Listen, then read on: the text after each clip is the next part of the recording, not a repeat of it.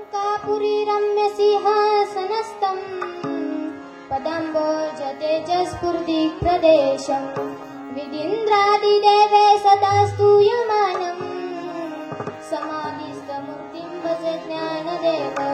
ओम नमो ज्ञानेश्वर करुणाकर दयाला, तुमचा अनुग्रह लादलो पावन झालो चराचरी. विठला विठला विठला विठला विठला विठला विठला विठला विठला. कीर्तनाविषयी थोडा परिहार द्यायचा तो असा की हरिभक्त परायण रामदास महाराज दाते अण्णा यांच्या कृपा आशीर्वादाने सालाबाद प्रमाणे चालू असलेला हा अखंड हरिनाम सप्ताह व ग्रंथराज श्रेष्ठ ज्ञानेश्वरी पारायण सोहळा, या सोहळ्याची 5वी दिवसाची सेवा माझ्याकडे सुभाष महाराज दाते यांनी दिली. त्यांचे मी आभार मानते व सप्ताह कमिटी यांचे आभार मानते आणि कीर्तनाला सुरुवात करते. विठला विठला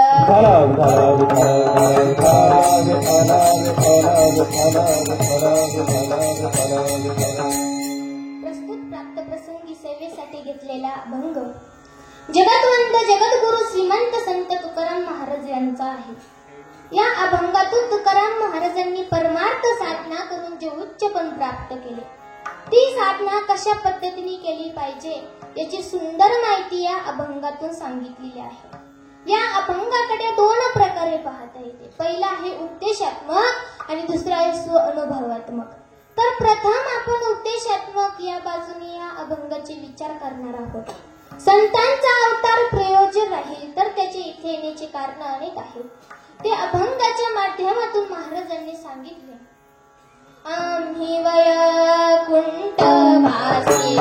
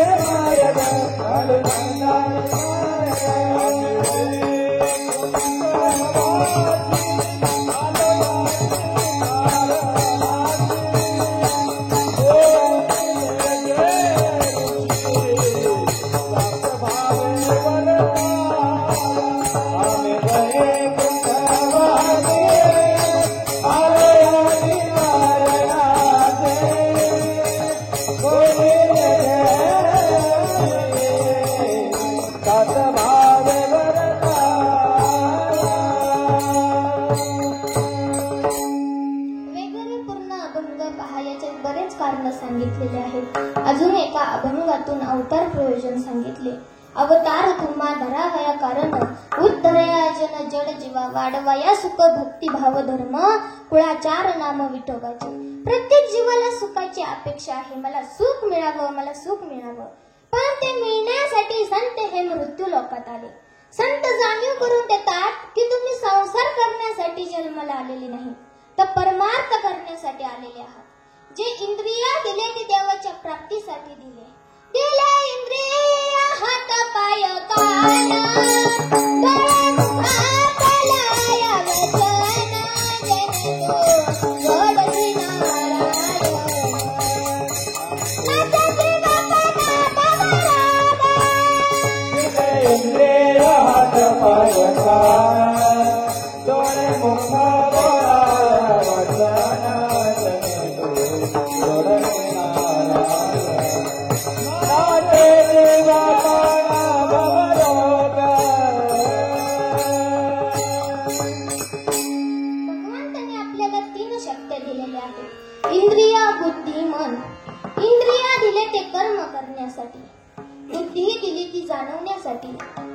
मन दिलं ते मानवण्यासाठी. इंद्रियाच्या आधारे माणूस कर्म करतो. जो काहीच करत नाही त्याला जिवंत माणूस म्हणत नाही, त्याला मेलेला माणूस म्हणतात, कारण की प्रेत हे काहीच करू शकणार नाही. एकदा एक पिलेला माणूस सायकलवरून गावात चालला होता. समोरून अंत्ययात्रा येत होती.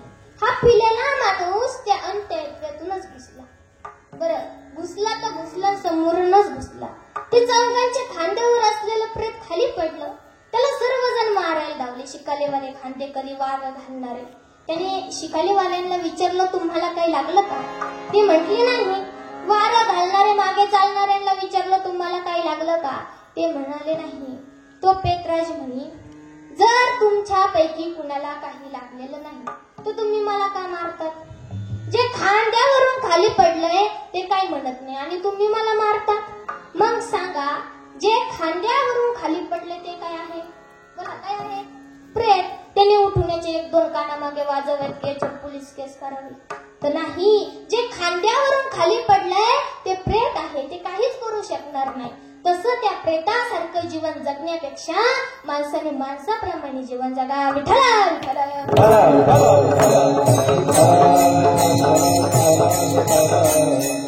देवाने आपल्याला हा मानव देह कशासाठी दिला? देवे दिला देह गजन गोमटा, तो हा झाला वाटा बांधिकेचा. नुसता देह दिला नाही तर या देहात इंद्रिय पण दिले. ते देत असताना खूप विचार करून दिले. कल्पना करा, समजा देवाने जर आपल्याला तोंड जर डोक्याच्या मागून दिले असते, कान जर कपाळावर दिले असते तर किती माणूस विचित्र दिसला असता. कोरोना महामारीच्या काळात सर्वांनी मास्क लावले. आता हा जो मास्क शब्द आहे तो आपल्या मराठीतलाच आहे. पूर्वी सगळी शेती बैलाने केली जायची, आता ट्रॅक्टरने केली जाते.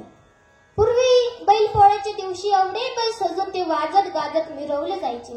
परंतु आता बैलांची संख्या कमी झाल्यामुळे क्वचित एखाद्यावर शेतकरी बैल सजून मिरवताना दिसतात. पुढे पुढे भीती अशी वाटायला लागली की बैलाऐवजी ट्रॅक्टरच सजून त्याचीच मिरवणूक काढली जाते की काय. बैल शेतीत कोळपणी करत असताना त्याने पीक खाऊ नये म्हणून त्याच्या तोंडाला काय बांधायचे? बोला, काय बांधायचे? मुस्क.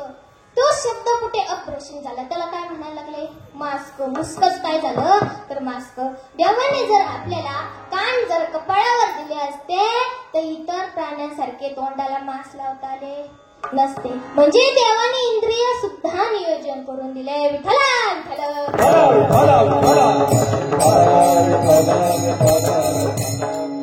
डोळ्याने काय करावं? देव पहावा. हाताने टाळी भजन वाजवावी आणि पायाने तीर्थयात्रा पायी करावी आणि मुखाने बोलावं. पण काय बोलावं हे महत्वाचे आहे.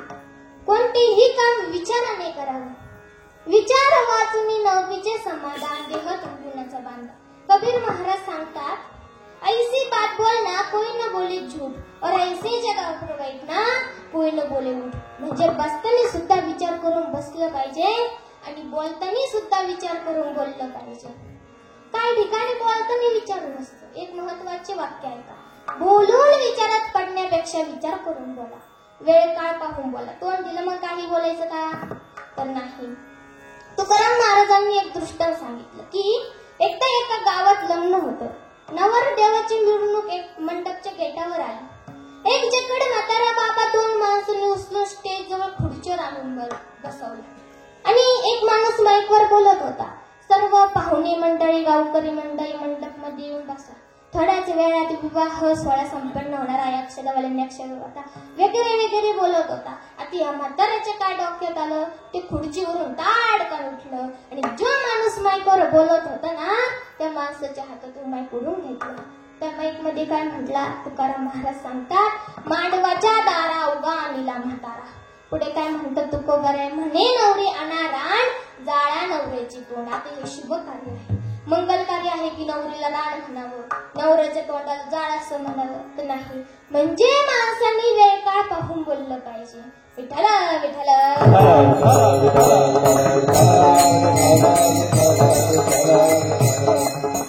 आलं का लक्षात? वेळ काळ पाहून बोललं पाहिजे. जाऊ द्या, तुम्हाला अजून एक उदाहरण सांगते.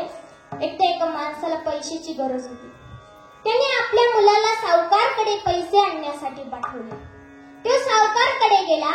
सावकारने विचारले कशासाठी आला, तेव्हा त्यांनी सांगितले वडिलांनी पैसे आणण्यासाठी पाठवले आहे. सावकार म्हटलं बस थोडा वेळ देतो. तो सावकार बरोबर बोलत होता आणि बोलता बोलता म्हणाला की सावकार, तुमच्या वाडीचे दार तर खूपच लहान आहे, थोडेसे मोठे करून घ्या. सावकारने विचारले कशासाठी? तेव्हा तिने सांगितले, सावकार, तुम्ही जर मेले आणि फुगले तर तुम्हाला आम्ही वाडीतून बाहेर काढायचे कसे? सावकारला आला राग. सावकारने इतका हल्ला आणि एका खोलीत पॅक बांधून टाकला. आता मुलगा लवकर घरी येईना म्हणून काळजी कुणाला वाटू लागली? वडिलांना. केव्हाचा गेलाय मुलगा, अजून सुद्धा आला नाही. मग वडिलांनी काय केलं, दुसऱ्या मुलास पाठवले. ते दुसरा आलेला म्हणतो, सावकार, आमचे मोठे बंधू आले होते ना आपल्याकडे, कुठे गेले? तेव्हा सावकार म्हणे, काय वाढव आहे तो, माझ्याच घरातून मलाच म्हणतोय तुम्ही मेले आणि फुगले तर तुम्हाला आम्ही वाड्यातून बाहेर काढायचे कसे? ते दुसरा आलेला म्हणतो, सावकार, तुम्ही काय काळजी करू नका, आपण पुतना मावशी कसे तुकडे तुकडे करून जाळले तसे जाळून टाकू तुम्हाला. सावकारला आला राग. सावकारने याला पण इतकं आणलं, त्याच्या शेजारी बांधून ठेवलं. आता दोघं वाट पाहिजे, याला सोडू कसं सोडायचं आता? आता वडिलांना काळजी वाटू लागली, अरे पहिला मुलगा गेलता ते सुद्धा अजून मागं आला नाही, दुसऱ्याला पाठवले ते सुद्धा अजून मागं आला नाही. आता आपण स्वतःच जाऊन पाहू मुलं नेमकी आहे कुठे. ते वडील गेले सावकाराकडे आणि विचारू लागले, माझी मुलं आले होते ना आपल्याकडे, कुठे गेले? तेव्हा सावकार म्हणाला, काय वात्रट आहे हो तुमची मुलं. पहिला आलेला म्हणतो तुम्ही मेले आणि फुगले तर तुम्हाला आम्ही वाड्यातून बाहेर काढायचे कसे? दुसरा आलेला म्हणतो तुकडे तुकडे करून जाऊ. ते पोरांचा बाप आलेला म्हणतो, सावकार, तुम्ही काय काळजी करू नका, हे ही पोरं मूर्खच आहे, त्यांचं एवढं डोकं चाललं नाही, तुमचा एवढा मोठा वाडा आहे ते सुद्धा सागवानी खंडाचा आहे. आपण काय करू, तुमचा वाडा जो आहे का तो पिटून देऊ म्हणजे झालं. आता बाप नंबरी बेटा 10 नंबरी. सावकारने काय यांना पैसे दिले असतील का? तर नाही. म्हणजे माणसांनी वेळ काळ पाहून बोललं पाहिजे. विठ्ठल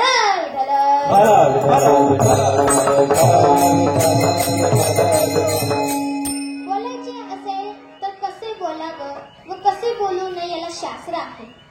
शास्त्र सांगतं 4 प्रकारची वाणी बोलू नये.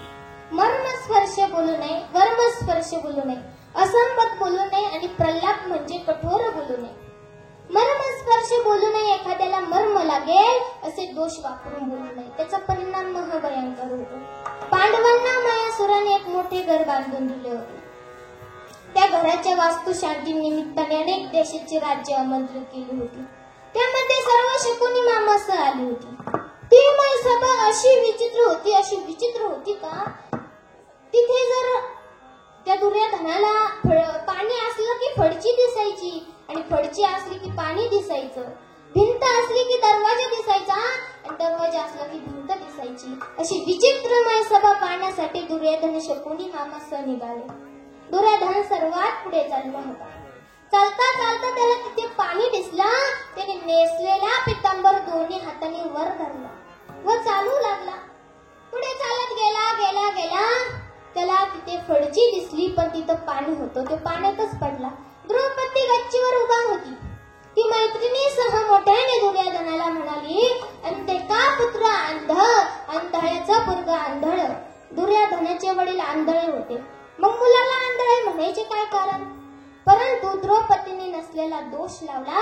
त्याचा परिणाम असा झाला की द्रौपदीला भरसभेत अपमानित केले गेले. हा मर्मस्पर्श बोलण्याचा परिणाम. म्हणून कुणीही मर्मस्पर्श बोलू नये. विठ्ठल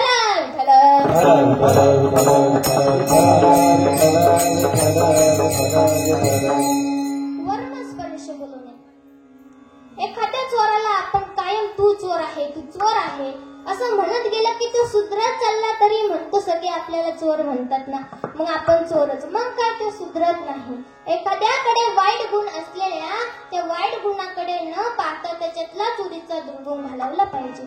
चकोबा महाराज सांगतात, चंदनाच्या संगे बोरिया बाबही हे खळी टाकळी चंदनाची. सारखे झाड गेलं तर चंदन त्यांना आपले गुण देत असतं. स्वामी विवेकानंदजी म्हणतात, पापाचा द्वेष करा पण पाप्याचा द्वेष करू नका. म्हणून कुणी कुणाचे दोष पाहून बोलू नये. एकदा दुर्योधन कायम भक्ती विदुर काकांना दासी पुत्र म्हणून चिडवायचा. विदुर काका देवाकडे आले. देवा, कायम मला दुर्योधन दासी पुत्र म्हणून चिडवतो. देवा, मी दासी पुत्र आहे म्हणून सर्वांना माहित आहे, मग तोही असं का करतो? तेव्हा देव म्हणे, काका काळजी करू नका, या पापेचे प्रायचित्त त्याला भोगावे लागेल. त्याचा परिणाम असा झाला की दुर्योधनाचा संपूर्ण कौरवी कुळाचा नाश युद्धात झाला. म्हणून कुणी कुणाचे दोष पाहून बोलू नये, असंपत बोलू नये, ज्या बोलण्याचा अर्थ लागणार नाही असे दोष वापरून बोलू नये. आणि प्रल्हाद म्हणजे कठोर बोलू नये. बोलायचे असेल तर कसे बोलावं व कसे बोलू नये माऊली महावैष्णव ज्ञानोबा सांगतात. तैसे साच आणि मवाळ, मितले आणि रसाळ, शक्ती जैसे कल्लोला अमृताची. तैसे साच म्हणजे खरं बोलावं, खोटं बोलू नये. जगात सर्वात सत्य दोन वस्तू आहेत, देव आणि देवाचं नाम. देव सत्य आहे तुकाराम महाराज सांगतात, सत्य तू विठ्ठला, कागा हा दाविला जगदभास, सांभाळी आपली ही माया. आणि दुसरं सत्य आहे देवाचं नाम. सत्य साच खरे नाम विठोबाचे बरे, म्हणकारे जना. तुकाराम महाराज अभंगाच्या पहिल्या चरणात सांगतात,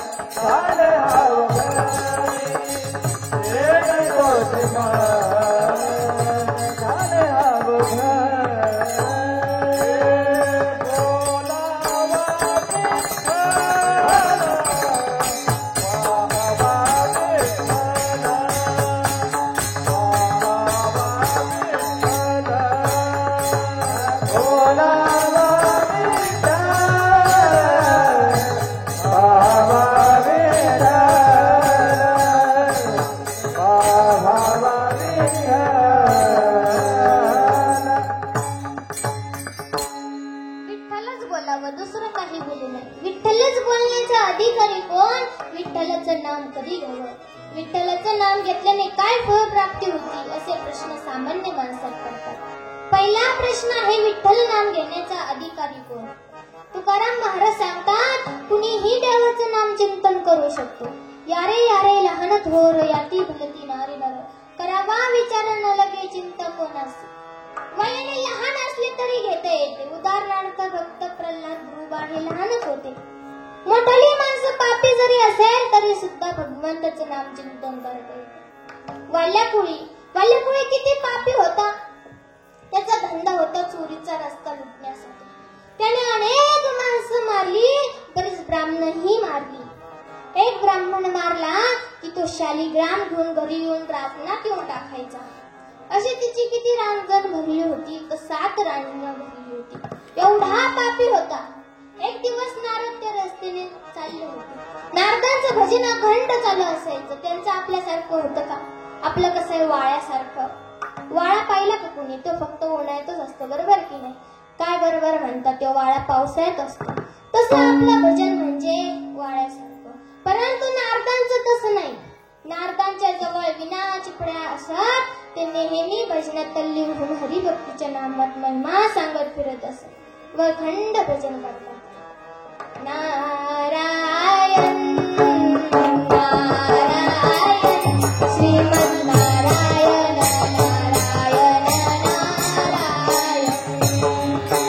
नारायण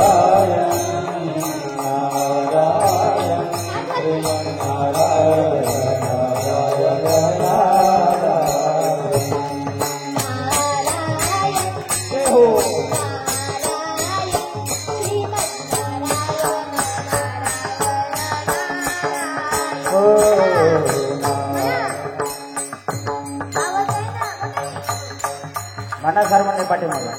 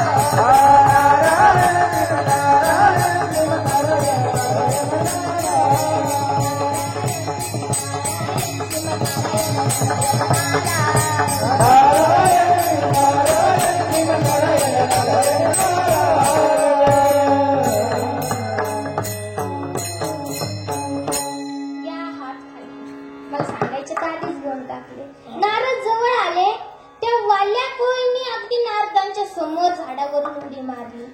नारदांना दम देऊ लागला. तुझ्या जवळ काय असेल ते दी, नाहीतर मी तुला मारून टाकेल. नारद म्हणे, अरे रे रे रे, किती पापी आहेस रे तू, एवढं पाप कुणासाठी करतोय? तेव्हा तो वाल्याकुळी म्हणाला की तुला जर आई वडील मुलं बाळ नसतील ना तर मला आहे. हे सर्व पाप मी त्यांच्यासाठी करतोय. नारद म्हणाले, अरे ज्याचं ज्याचं पाप त्याला त्याला भोगावं लागतं. तू पाप केले ना तुलाच भोगावे लागेल. जाय तुझ्या घरच्यांना विचारून ये. आजपर्यंत मी जेवढे पाप केले त्या पापात तुम्ही वाटेकरी होताल का? त्या नारदांच्या शब्दाचा प्रभाव त्या वाल्याकुळीवर झाला. वाल्याकुळी घरी गेला आणि त्याच्या आई वडिलांना विचारू लागला, आजपर्यंत मी जेवढे पाप केले त्या पापात तुम्ही वाटेकरी होताल का? तेव्हा ते आई वडील म्हणाले, हे पाय आम्ही म्हातारं झालो, तू आमचा सांभाळ करायचं हे तुझं कर्तव्य आहे.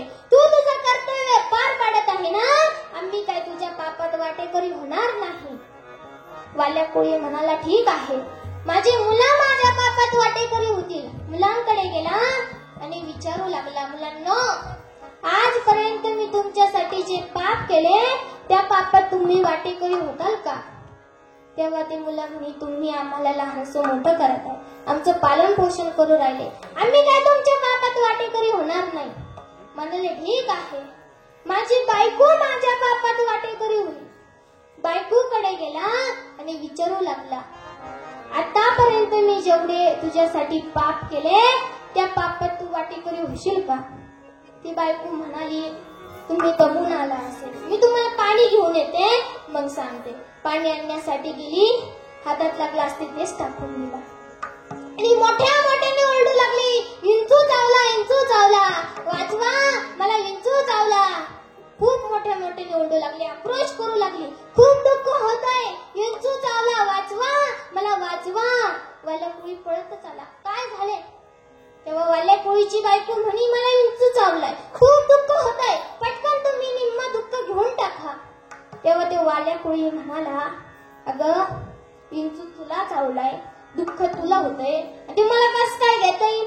तेव्हा ती वाल्या कोळीची बायको म्हणाली, पाप तुम्ही केलं त्यात मी कस काय सामील होऊ. आता संगती कोणी काम नाही आणती, कोणी काम नाही आणती, कोणी काम नाही आणती.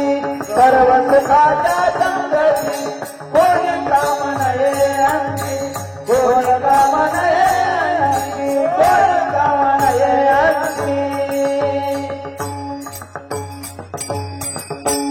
वाल्या कोळीला खूप पश्चाताप झाला. तिने हातातल्या कुऱ्हाडी तिथेच टाकून दिल्या, पडत पडत गेला आणि नारदांच्या पार लोटांगण घालू लागला, रडू लागला, पश्चाताप करू लागला. नारदांनी त्याला उठवले, वाल्या कोळी इथून पुढे असले काही पाप करू नकोस, तू पुण्य कर. आता या वाल्या कोळीला पुण्य म्हणजे काय हेच माहित नव्हतं. नारदांनी सांगितलं, तू राम राम नावाचा जप कर. त्याला राम राम राम राम म्हणता येणार, तो लागला मरा म्हणायला. नारद म्हणाले, अरे तू मरा मरा म्हण, पण म्हण. तो मरा मरा मरा मरा मरा मरा म्हणता म्हणता राम राम म्हणायला लागला आणि वाल्या कोळीचा वाल्मिक ऋषी झाला. असे भगवंताचे नाम कुणाला सुद्धा घेता येते. विठ्ठला पुढचा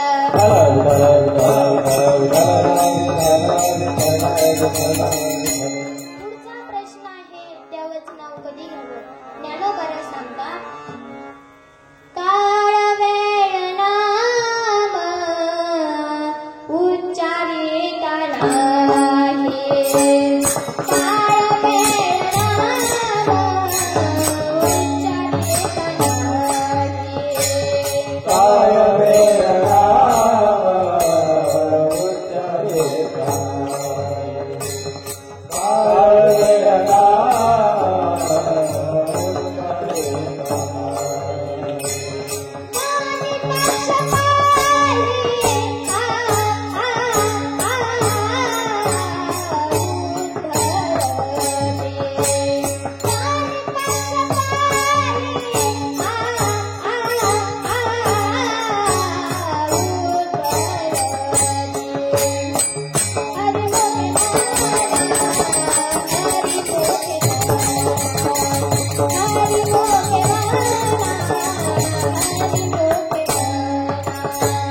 कोणी राज्य भावे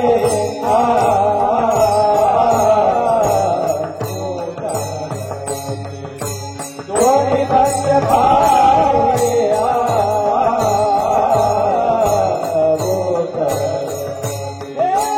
हरी मुखे बाला, हरी मुखे बाला, हरी मुखे बाला, हरी मुखे बाला.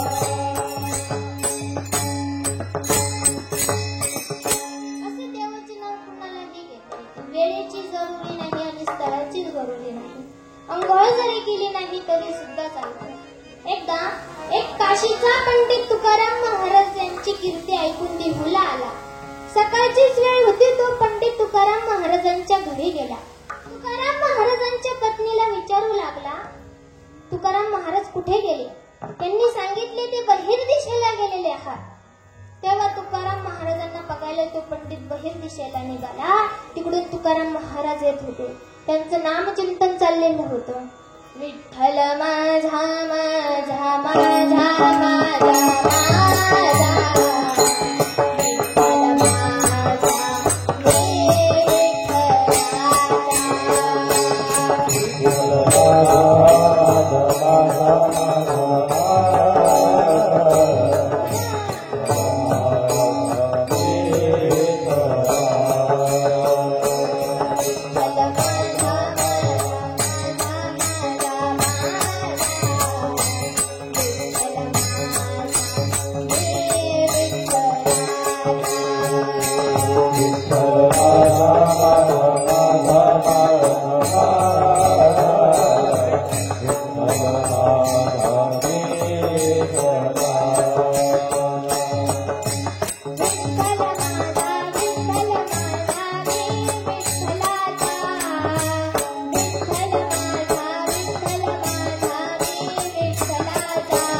हे विठ्ठल माझा विठ्ठल माझा विठ्ठला, विठ्ठल माझा विठ्ठल माझा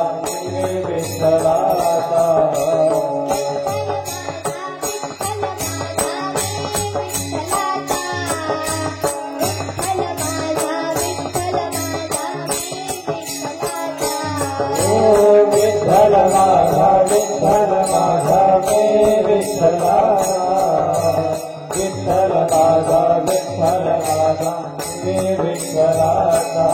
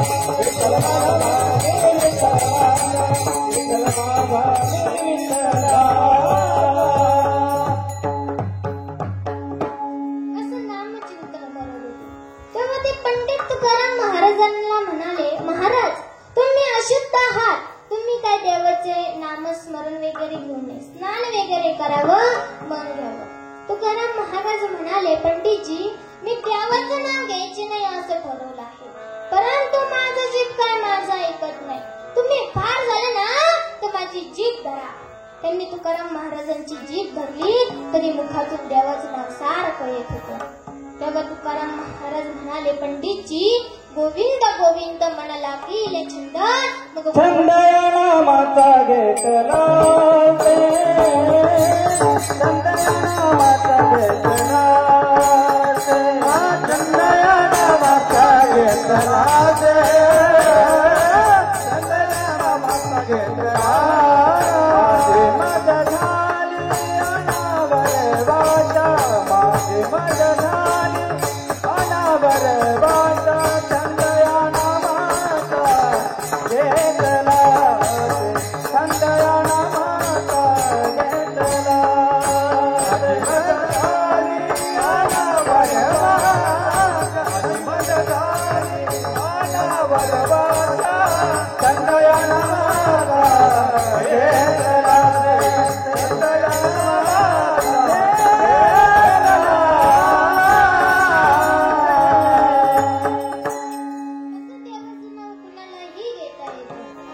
वेळेची जरुरी नाही आणि स्थळाची सुद्धा जरुरी नाही.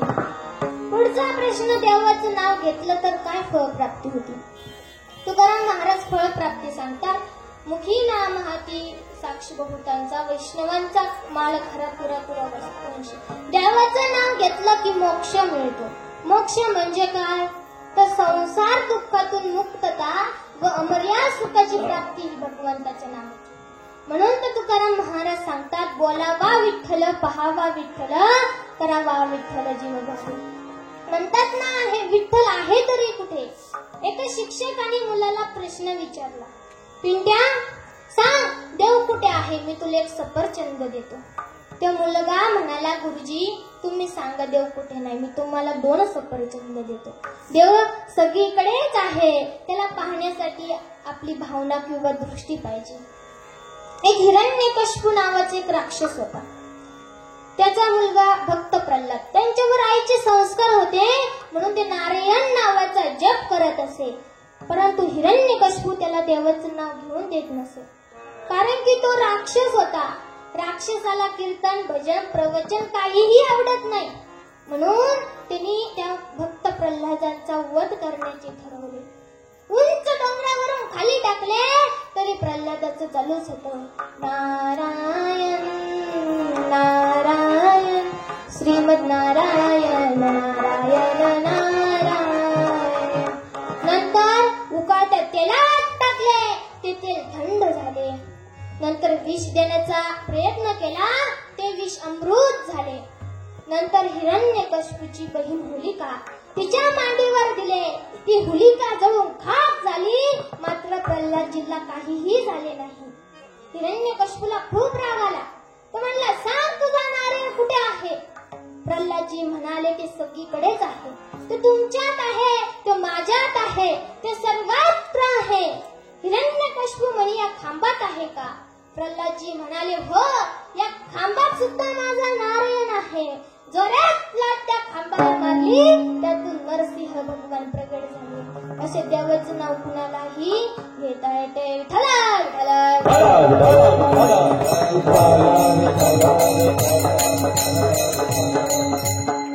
देव पहावो उंच ठाई उभा राहावो. ते उंच ठिकाण कोणते तर प्रसंग पहा. भगवान श्रीकृष्णाचा जन्म झाला.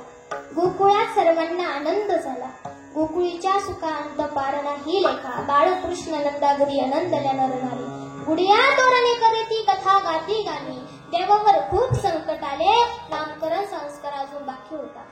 नंदाचे असणारे कुलगुरु गर्गाचार्य आले होते. अगदी साध्या पद्धतीने गायीच्या गोठ्यात करण्याचे ठरवले होते. तिथे असणारे एक गवळण व गवळीचं जोडप होतं.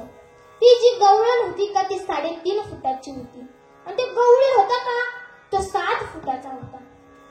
ती गवळणकडे याला पाहण्यासाठी फार प्रयत्न करत होती, परंतु तिला तिच्या उंचीमुळे काय पाहता येईना.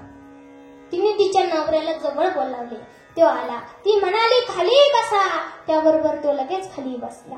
उदाहरण आठवलं म्हणून सांगते ऐका. एका राजाने आपल्या गावात दवंडी दिली की जो बायकोचं ऐकत असेल त्याला सफरचंद देण्यात येईल आणि जो बायकोचं ऐकत नसेल त्याला घोडा बक्षीस देण्यात येईल. लोकांनी बक्षीस घेण्यासाठी राज दरबारीत यावं. लोक बक्षीस घेण्यासाठी राज दरबारीत यायचे, परंतु जो येतो तो सफरचंद घेऊन जातो. तेव्हा प्रधानजी म्हणाले, राजा आपल्या गावात तर असं एकही पुरुष नाही की जो बायकोचा ऐकत नाही. तितक्यात तिथे एक उंच धिप्पाड माणूस मिशीला पेळा देतच आला. तो म्हणाला, प्रधानजी आपल्याला एक घोडा पाहिजे. प्रधानजी म्हणाले, आपल्याकडे खूप घोडे आहे, जो तुला आवडेल तो ने. तिने एक उंच काळा घोडा घेतला, घरी गेला आणि पुन्हा आला. प्रधानजी म्हणाले, तू तर आत्ताच घोडा घेऊन गेला आणि लगेच आला. तेव्हा तो प्रधानजीला म्हणाला, प्रधानजी माझी बायको म्हणाली आपल्याला काळा घोडा धार्जिन नाही, पांढरा आणा.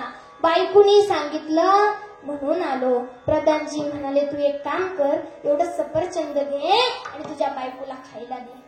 तसंच त्या गवळणीने नवऱ्याला आदेश दिला, खाली बसा. त्याबरोबर तो लगेच खाली बसला. ती त्याच्या डोक्यावर जाऊन बसली. ती म्हणे, राहा उभा. मग ते उभा राहिला. मग त्या गवळणीने खाली पाहिलं तर तिला देव दिसला. तुम्ही काय असा घरी गेलो प्रयोग करू नका. नवरा म्हणजे कोण तर देह अहंकार रूपी.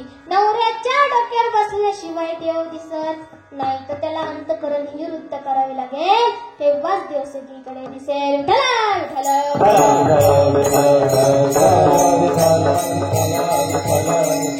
देव पहावयासी गेलो तेथे देवाची बोलणी केलो. देव पाहिला की देवच होतो व तो सुखरूप होतो. परंतु देव पाहणं वेगळं व ओळखणं वेगळं. काही वस्तू दिसतात पण ओळखू येत नाही. संत दिसतात पण ओळखू येत नाही. हिरा दिसतो पण ओळखू येत नाही. तसा देव दिसतो पण ओळखू येत नाही. एकदा सर्व गोपाल भगवान श्रीकृष्णा बरोबर बलिराम दादासह खेळायला यमुनेच्या तीरावर गेले. बरेच खेळ खेळ. कोणकोणते? अबक दुबक तिबक पोर खेळून खेळ मांडू.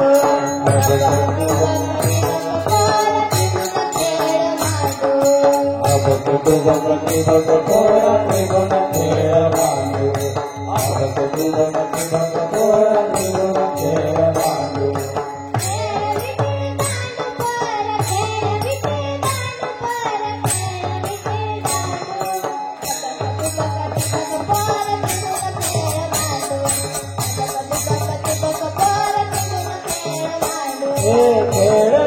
दांडू पोरा खेळ विटे दांडू. खेळ विटे दांडू पोरा खेळ विटे दांडू. खेळ विटे दांडू. आबा दुबा तिबा. अबक दुबक तिबक पोरा त्रिगुण खेळ मांडू. अबक दुबक तिबक पोरा त्रिगुण खेळ मांडू.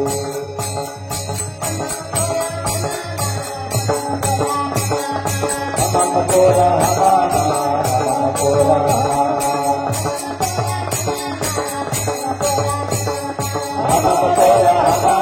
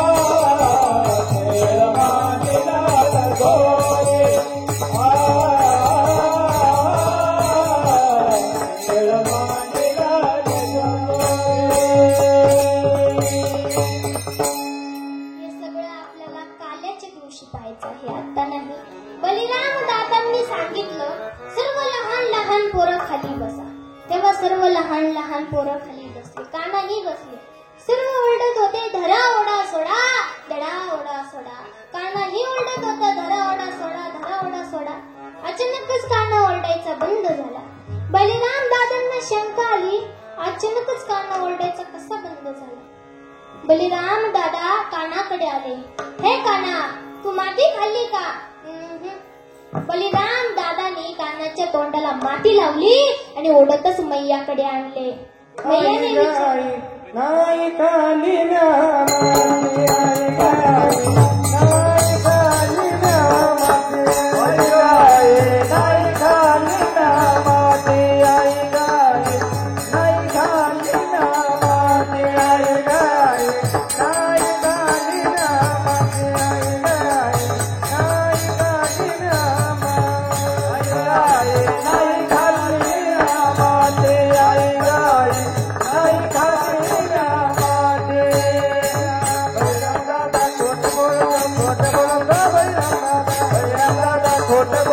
खोट बोलतो बलराम दादा, खोट बोलतो बलराम दादा, खोट बोलतो बलराम दादा.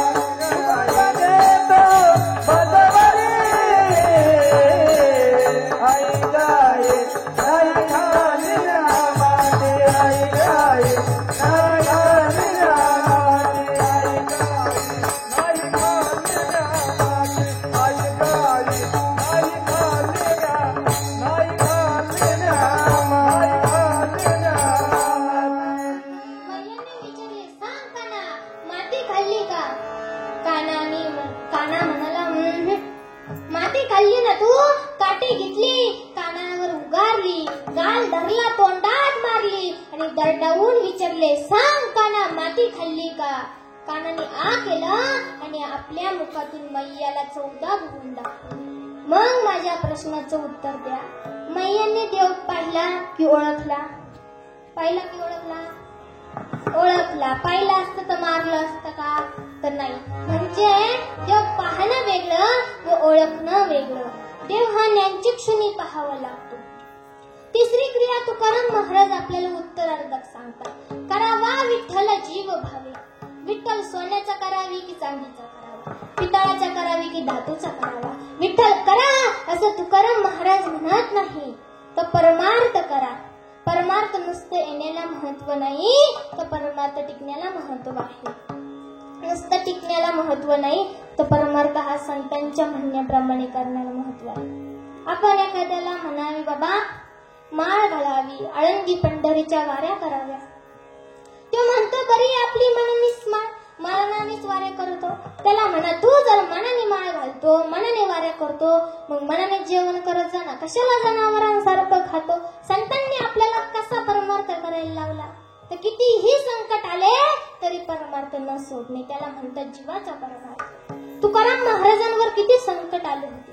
धन गेलं, मान गेलं, दुष्काळ पडला, मुलं गेले, बायका गेल्या, एवढंही झालं तरी परमार्थ चालू.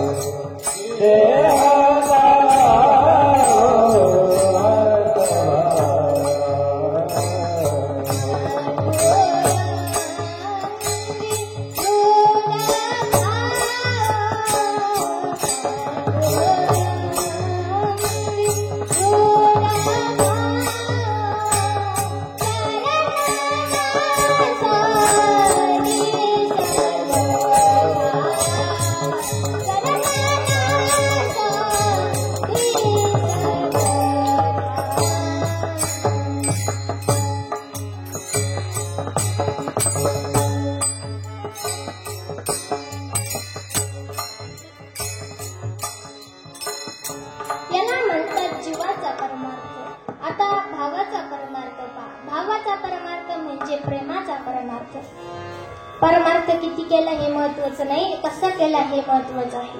मुलं किती आहेत हे महत्वाचं नाही, ते किती सुसंस्कारित आहे हे महत्वाचं आहे. आळंदी पंढरीच्या किती वाऱ्या केल्या हे महत्वाचं नाही, कशा केल्या हे महत्वाचं आहे. भजन किती केलं हे महत्वाचं नाही, ते किती प्रेमाने केलं हे महत्वाचं आहे. प्रेमाविन भजन नाकाविन मोती, अर्थविन पोती वाचनी काय. तुकाराम महाराज अभंगाच्या दुसऱ्या चरणात सांगतात, येणे सोच मान झाले हाव भरी, येणे सोच मान झाले हाव भरी, येणे सोच मान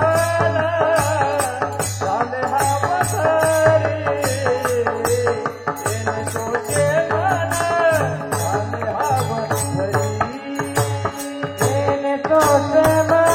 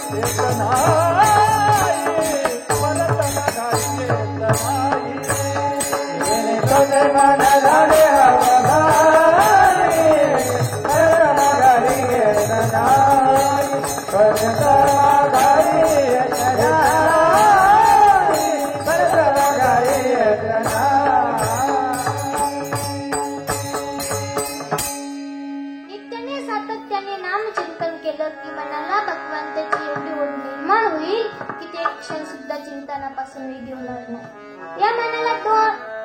या मनाचे दोन स्वभाव आहेत, चंचलता आणि स्थिरता. हे मन खूप चंचल आहे. ज्ञानोबा याला माकडाचा भाऊ म्हणतात. हे चांचल्य भावंड मरकटाचे. माकड किती चंचल असते. एकदा राम प्रभू रावणावर विजय मिरवणूक निघाली तेव्हा जनक राजांनी श्रीरामांना विनंती केली की हे प्रभू, आपण सर्वजण आमच्या घरी भोजनासाठी यावं. तेव्हा रामप्रभू म्हणाले, आमच्या बरोबर एवढी सेना आहे, कशाला तुम्हाला त्रास. तेव्हा जनक राजा म्हणाले, या सर्वांची व्यवस्था मी केलेली आहे, तुम्ही चला. तेव्हा सर्वजण टोळक्या टोळक्याने जनक राजांच्या नगरीत गेले. तेथे उत्तम अशी भोजनाची व्यवस्था केलेली होती. जनक राजा म्हणाले, टोळक्या टोळक्याने पंक्ती धरून बसू नका, एका लाईन मध्ये बसा. तेव्हा सर्वजण एका लाईन मध्ये बसले. जनक राजांनी त्या माकडांना पत्रवाळ्या वाढल्या. त्या माकडांनी पत्रवाळ्याच खाऊन टाकल्या. जनक राजा म्हणे, पत्रवाळ्या काय खाऊ नका, त्याच्यावर वाढल्यानंतर पत्रवाळ्या खा. मग जनक राजांनी त्यांना बुंदी, शेव, जिलेबी, श्रीखंड असे अनेक वस्तू वाढल्या. पुंडलिका वरदारी विठ्ठल झालं आणि सर्वजण भोजनासाठी बसले. तिथं एक माकड व माकडीचं छोटस पिल्लू होतं. ते खूप आणि खूप चंचल होतं. त्यांनी बुंदी घ्यावी, आई बापाच्या डोक्यावर टाकावी. श्रीखंड घ्यावं, आईच्या गालाला लावावं. त्याला वाटलं फेअर अँड लवलीच आहे की काय. बापाच्या तोंडाला दिली लाव, त्याला वाटलं fair and lovely means active cream आहे की काय. तिने ती जिलेबी घेतली आणि आईच्या कानात घातली. त्याला वाटलं सोन्याची बाळीच आहे की काय. ते भाजीत लिंबू पिळायला गेलं तर लिंबूच वरती उडालं. त्याला वाटलं हे लिंबू वरती उडतं, याच्यापेक्षा मी मोठी उडी मारेल. तिने एक उडी मारली आणि ती माकडी म्हणाली, अरे तू तर माझं छोटस पिल्लू आहे, मी तुझ्यापेक्षा मोठी उडी मारेल. त्या माकडीने एक उडी मारली. नंतर ते माकड म्हणला, ग मी तुझ्यापेक्षा मोठी उडी मारेल. त्या माकडाने पण उडी मारली. सर्व माकडांना वाटलं की जेवत असताना जनक राजांच्या नगरीत उड्या मारण्याची रीत असावी. सर्व माकडं उड्या मारायला लागले. सर्व ते जेवणाचं वाटोळ करून टाकलं. असं हे मन खूप चंचल आहे. मन चंचल चपळा, जाता येता नलगे वेळा, जाता येता नलगे वेळा, जाता येता नलगे वेळा. मन चंचल चपळा, जाता येता नलगे वेळा, जाता येता नलगे वेळा, जाता येता नलगे वेळा.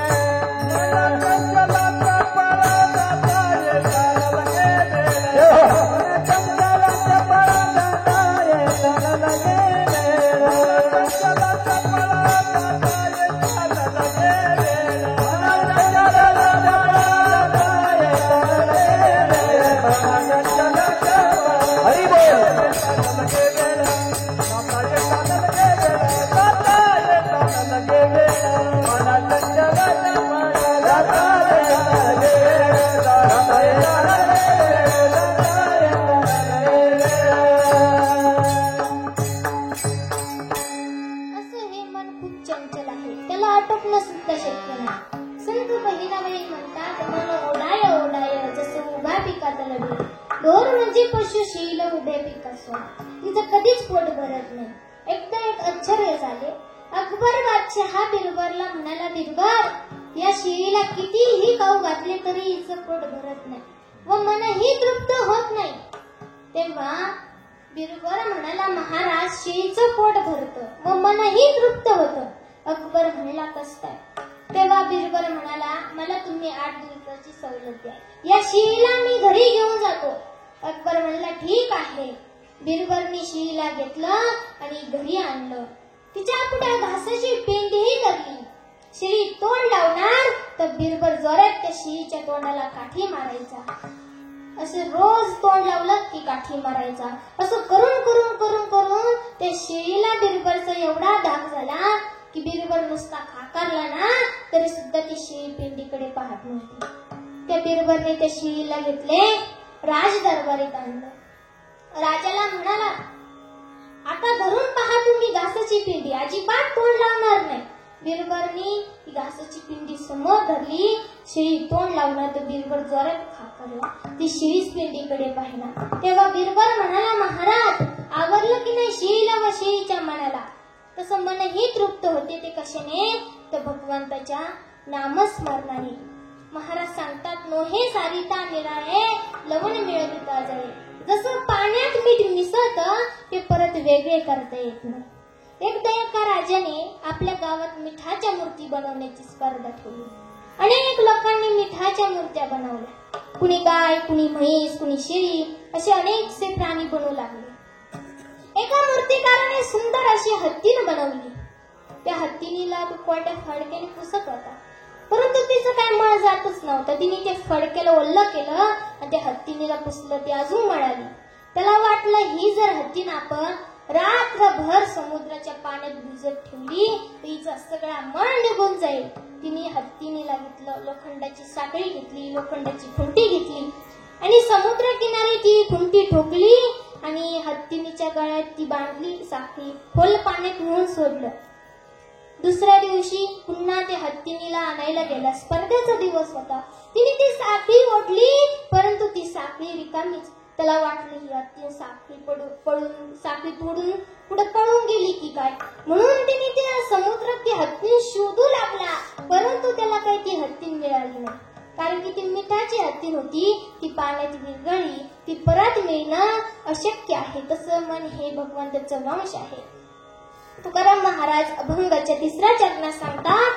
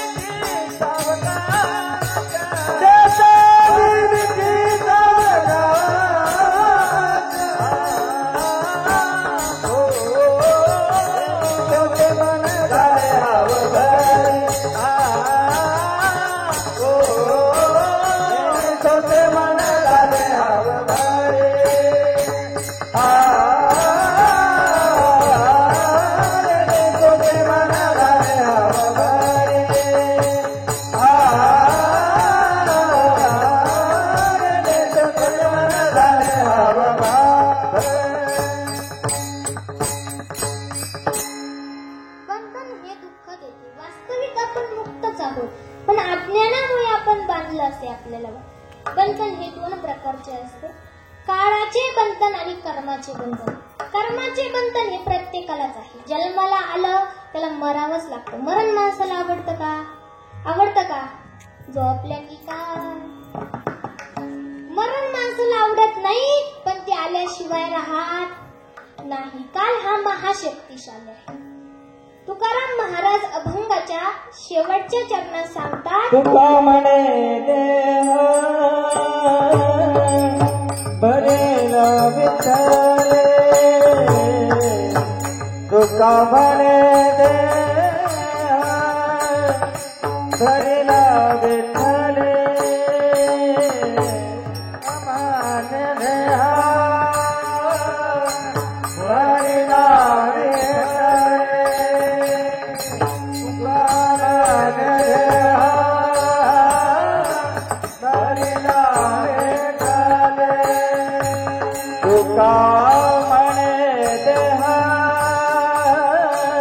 भरेला विठ्ठले. तुका म्हणे देहा भरेला विठ्ठले तुका म्हणे देहा भरेला विठ्ठले तुका म्हणे देहा भरेला विठ्ठले काम क्रोध केले घडले काम क्रोध केले घडले येणे तोचे मन झाले हाव भरी येणे तोचे मन मन झाले हाव भरी काम क्रोध केले घरी काम क्रोध केले घरी येणे तोचे मन झाले हाव भरी येणे तोचे मन झाले हाव भरत माझा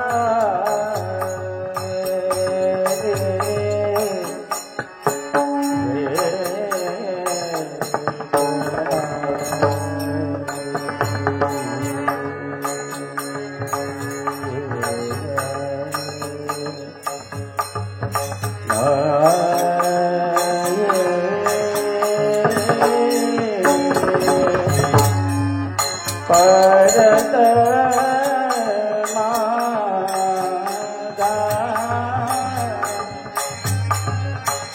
परत मागारी येत नाही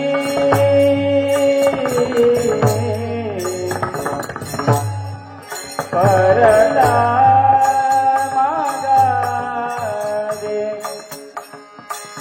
परत मागारी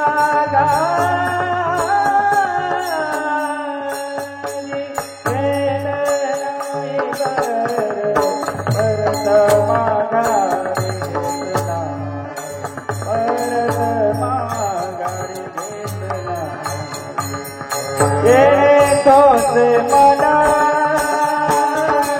झाले हाव भरी येणे तोचे मन झाले हाव भरी परत माघारी येत नाही येत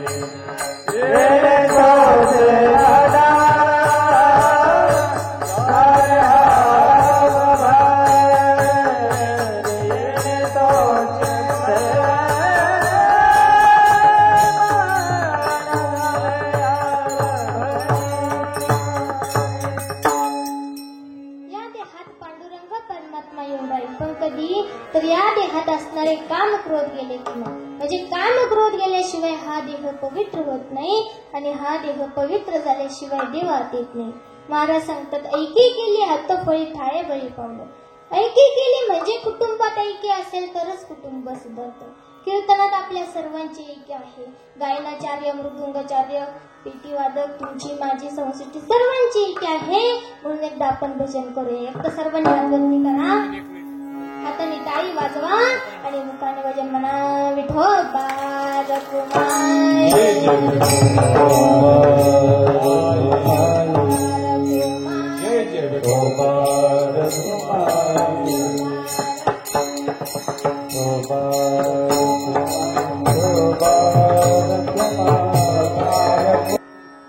संत आपल्या हिताचाच विचार करतात. काळ आपल्याला कसं बांधून येतो. हे जरी नाही काळाला तरी दुसरा येईल. हे जरी नाही काळाला सरत शेवटी काळ बांधून नेईल. सरत शेवटी एका जनार्दनी आमचे काही जाईल. एका जनार्दनी आमचे काही जाईल. पिंगळा महाकाली बोल बोलत देवा. पिंगळा बोलत देवा पिंगळा महाद्वारे. बोलत देवा पिंगळा महाद्वारे.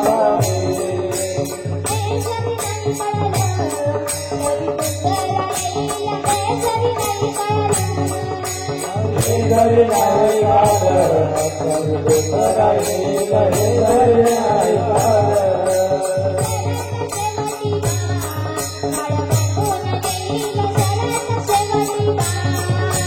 परत शेवटीवा काळ बांधून नेईल. परत शेवटीवा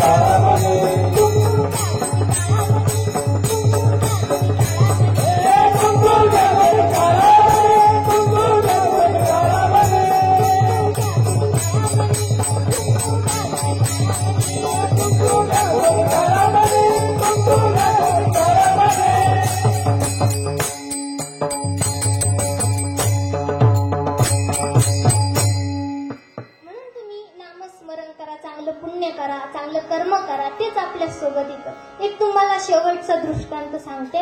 एका राजाला 4 राण्या होत्या.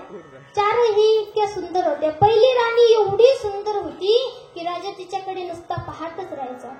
दुसऱ्या राणी जवळ येऊन बसायचा आणि तिसऱ्या राणीला कायम कार मध्ये घेऊन फिरायचा. आणि जी चौथी राणी होती का तिच्याकडे कधी लक्षच देत नव्हता. तिला कधी अंगभर नीट कपडे सुद्धा नव्हते घालण्यासाठी, कधी लक्षच देत नव्हता. या तिघींना सांभाळायचा. राजा म्हातारा झाला, परमरणावस्थेत झाला. त्याने त्याच्या पहिल्या राणीला बोलावले आणि सांगितलं, मी मेल्यानंतर माझ्या सोबत येशील का? ती पहिली राणी म्हणाली, तुम्ही जर गेले ना मी तुम्हाला इथे सोडून जाईल. राजाला खूप दुःख झालं आणि राजाने दुसऱ्या राणीला बोलावले, मी मेल्यानंतर माझ्या सोबत येशील का? ती दुसरी राणी म्हणाली, येईल, परंतु फक्त आणि फक्त स्मशानापर्यंत. त्यापुढे काही मी येणार नाही. राजाला खूप दुःख झाले, दुःखाचे अश्रू वाहू लागले. त्यांनी तिसऱ्या राणीला बोलावले आणि सांगितलं, मी मेल्यानंतर माझ्या सोबत येशील का? ती तिसरी राणी म्हणाली, तुम्ही जर मेले ना मी दुसऱ्या एका बरोबर जाईल. राजाला खूप दुःख झालं, खूप दुःख झालं. आणि तितक्यात तिथे चौथी राणी आली आणि सांगू लागली, तुम्ही स्मशानात जाऊ, नरकात जाऊ, कुठेही गेले ना तर कायम मी तुमच्या सोबत राहील. कोण होते या साऱ्या राण्या? तर आपण स्वतः आहे. ऐका, पहिली राणी म्हणजे आपलं शरीर, आपण गेल्यानंतर ते तिथेच टाकून देतं. दुसरी राणी म्हणजे मुलं, बायका, पूर्ण समाज, ते फक्त आणि फक्त आपल्याला स्मशानापर्यंत सोडण्यासाठी येतं. आणि तिसरी राणी म्हणजे पैसा, धन, ते आपण गेलं की दुसऱ्याकडे जाते. आणि चौथी राणी म्हणजे आपण केलेलं पुण्य, कर्म, नामस्मरण, तेच आपल्या सोबत येते. म्हणून तुम्ही नामस्मरण करा, चांगलं पुण्य करा, चांगलं कर्म करा, तेच आपल्या सोबत येणार आहे. झालेली सेवा यथामती यथा माझ्या अल्पबुद्धीने